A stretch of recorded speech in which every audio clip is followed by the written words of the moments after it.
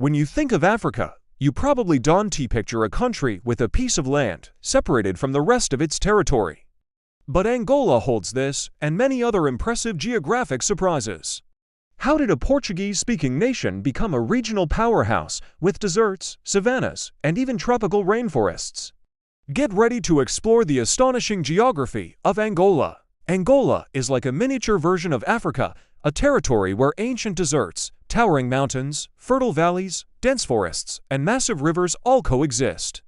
This geographic diversity makes Angola incredibly rich in landscapes and natural resources, and also full of challenges. Starting with the coast, Angola has a shoreline stretching over 1,600 kilometers along the Atlantic Ocean.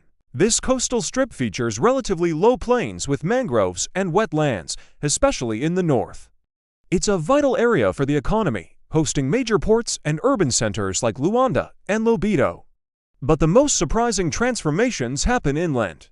Just a few dozen kilometers from the coast, the terrain rises abruptly into what's known as the Central Plateau of Angola. This vast highland area dominates much of the country and creates a milder climate in the interior. Elevations often exceed 1,500 meters, providing ideal conditions for farming and grazing. Among rolling hills and deep valleys stands Mount Mako, the highest point in Angola at 2,620 meters above sea level. Located in the province of Huambo, this peak is surrounded by forests and endemic species found nowhere else on Earth. Further south, along the border with Namibia, lies one of Angola's most mesmerizing landscapes, the Namib Desert. Considered one of the oldest deserts in the world, millions of years old, it is home to some of the rarest plant species on the planet. The most iconic is the Welwitschia mirabilis, a prehistoric-looking plant that grows only in this region and can live for over 1,000 years, producing just 2 long leaves that never stop growing. This desert combines red sand dunes, wine-sculpted rock formations, and a dramatic coastline where the desert meets the sea, a breathtaking visual contrast. Angola's interior is also shaped by major river systems. The Kwanza River, the most important in the country, originates in the B Highlands and flows northward to the Atlantic. Along its route, it's used for navigation and hydroelectric power, notably at the Kapanda Dam.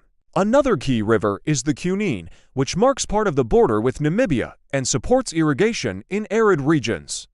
Smaller rivers create scenic waterfalls, such as the Kalangala Falls, known for their impressive width and volume, reminiscent of the great waterfalls in countries like Brazil and Zambia.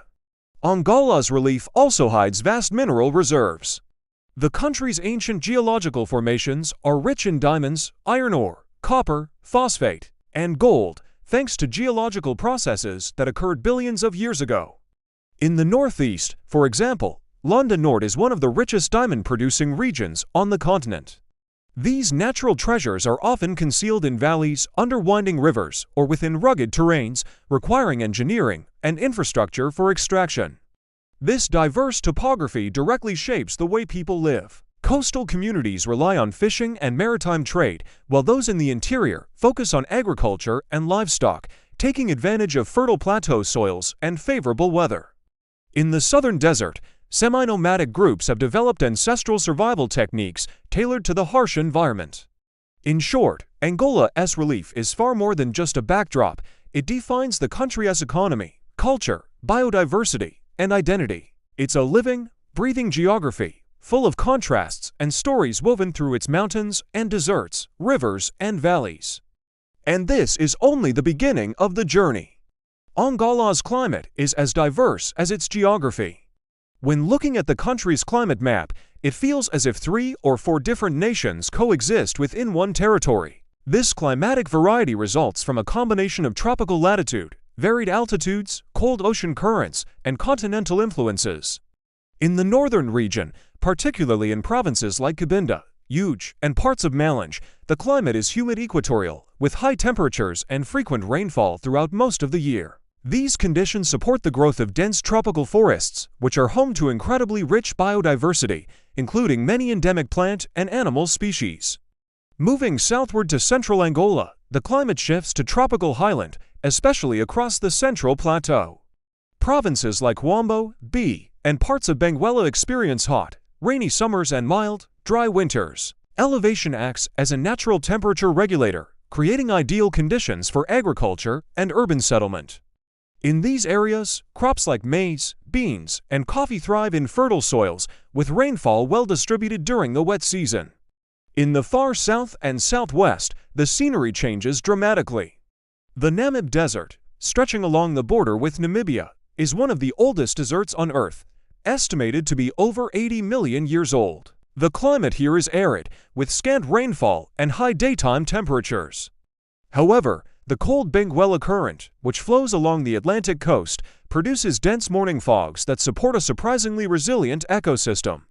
This is where the legendary Welwitschia mirabilis grows, a plant endemic to the desert, known for having only 2 leaves that continue growing throughout its lifetime, which can exceed 1,000 years. It survives by absorbing moisture from fog, an extraordinary adaptation that has made it a symbol of natural endurance in extreme environments.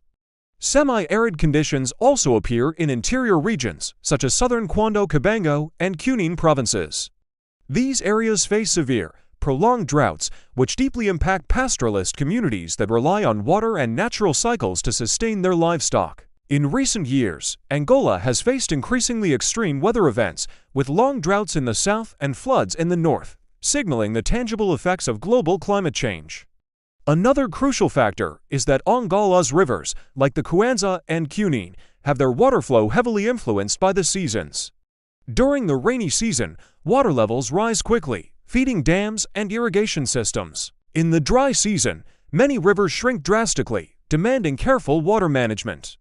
In short, Angola is a land of intense climatic contrasts. Lush tropical forests coexist with dry deserts, and fertile valleys share the map with arid savannas. This variety not only enriches the country environmentally, but also poses logistical, agricultural, and social challenges. Understanding Angola's climate is key to understanding its development, its culture, and the road ahead. Angola's economy is deeply shaped by its geography. Abundant natural resources, a strategic coastal position, and a diverse landscape have made the country one of the largest economies in sub-Saharan Africa, despite decades of civil war. But this wealth comes with contrasts, challenges, and opportunities. Oil is undoubtedly the main economic driver of Angola. Most of the production takes place in offshore reserves located along the Atlantic coast and, especially, near the Cabinda enclave. This region contains highly productive oil fields that place Angola among the top oil exporters in Africa, alongside Nigeria. It's estimated that over 90% of Angola's exports are linked to the oil sector. This heavy dependence makes the country vulnerable to global oil price fluctuations, leading to cycles of boom and bust. Beyond oil, Angola is also rich in diamonds, particularly in the northeastern provinces of Lunda Norte and Lunda Sul. These resources are often found in remote areas and are formed in ancient geological structures rich in kimberlite, the rock that houses diamonds. Although the diamond industry has historically been affected by conflict and illegal mining, it is now undergoing regulation and modernization efforts. Angola's varied relief also favors the presence of minerals such as iron, copper, gold, manganese, and phosphate, many of which remain underexplored. The country's mineral potential is immense, but unlocking it requires better infrastructure, legal certainty, and foreign investment. The country's hydrography, dominated by rivers such as the Kwanza, Cunene, and Zambezi, provides valuable opportunities for hydroelectric energy production. Projects like the Kapanda Dam and Laka hydropower plant supply electricity to millions and are vital for industrial development. Hydropower also supports irrigation, crucial for Angola's push to diversify its economy through agriculture. Angola has fertile soils and favorable climates in many areas, especially on the Central Plateau, where crops like maize, coffee, cotton, beans, sugarcane, and bananas have strong productive potential. However, decades of civil conflict, combined with an oil-centered economy, left the agricultural sector underdeveloped. Today, the government promotes mechanization programs, rural extension, and the revival of agro-industrial zones. Its coastal geographic position, with ports like Luanda, Lobito, and Namib, also makes Angola a regional logistics hub with the potential to serve as a bridge between inland African countries and global markets. Railways such as the Benguela Railway, which connects the Atlantic Ocean to the Zambian border, enhance this strategic role. In the end, Angola faces a paradox, a nation rich in resources, yet struggling with infrastructure, economic diversification, and social inequality. Oil wealth has fueled rapid growth in recent decades, but also revealed the urgency of building a more sustainable and inclusive economic base. Geography provides the stage. Now it's up to policy and stability to deliver the performance. Angola's identity is inseparable from its territory. Geography shapes its people, customs, languages, and even the music heard in the streets of Luanda or in the villages of the highlands. The country's natural diversity is directly reflected in its cultural richness, among the most vibrant in Africa. Angola is home to more than 90 ethno-linguistic groups, with three major ones standing out: the Ovimbundu, Kimbandu, and Bakongo. Together, they make up the majority of the population and are concentrated in different regions that strongly influence their way of life. The Ovimbundu, for example, dominate the Central Plateau, especially in provinces like Wambo and B, where they have long maintained strong agricultural traditions. The Kimbandu are mainly found in the northwest, including the capital Luanda, while the Bakongo live in the north, near the border with the Democratic Republic of the Congo. Each group has its own language, traditional religion, family structure, and connection to the land. Many communities still follow ancestral systems in which physical spaces, such as rivers, mountains, and forests, hold symbolic and spiritual meaning. There are, for example, beliefs tied to sacred hills, protective trees, and rivers considered to be living entities. Despite all this diversity, Portuguese is the official language, a legacy of the colonial period. Today, it is widely spoken, especially in urban areas, but it coexists with national languages like Umbandu, Kimbandu, Kikongo, Chaku, and others, spoken daily by millions. This linguistic coexistence reflects a cultural resilience forged through centuries of resistance and adaptation. Angolan culture is also powerfully expressed through music and dance. Rhythms, such as samba, considered the father of Brazilian samba, kizomba romantic and melodic, and kuduro urban and energetic, blend African traditions with modern influences. These styles emerge from neighborhoods, festivals, and rituals and have now reached international stages. In rural areas, culture remains closely tied to seasonal cycles and the local geography. Harvest celebrations, initiation rites, and tribal dances are performed in harmony with nature and community. Clothing, instruments, and ornaments also vary with the environment. In the semi-arid south, pastoral peoples wear materials suited to the heat and dryness, while in the forested north, plant fibers and symbolic dyes are more common. Religion in Angola also reflects this geographic and cultural blending. Christianity is the dominant faith, but it often fuses with traditional African beliefs, forming syncretic movements like Taoism and the Kimbangwist Church. In these practices, physical spaces, such as mountains, rocks, or crossroads, are viewed as sacred and play an active role in spiritual life. Finally, the Civil War 1975 to 2002 left deep cultural marks and displaced millions. Many local traditions were reinterpreted in the cities, forming new urban identities that merge different regional origins. This dynamic has given rise to a culture in motion, shaped as much by the land as by Angola's turbulent history. Angola's urban and natural landscapes are marked by deep contrasts. From massive coastal cities to hidden valley villages, the country reveals a geography of unique places, each with its own identity, shaped by both history and geographic setting. The capital, Luanda, is Angola's largest urban center and one of the fastest-growing cities in Africa. Located on the Atlantic coast, Luanda blends modern skyscrapers with densely populated informal neighborhoods known as mosques. The city embodies the Angolan paradox, vast oil wealth concentrated in a few sectors, alongside a population still facing challenges in housing, infrastructure, and sanitation. Yet Luanda thrives with culture, commerce, and creativity. It hosts major universities, government institutions, and hubs of contemporary art. Beyond the capital, several other cities stand out. Huambo, in the Central Plateau, is known for its mild climate and colonial architecture.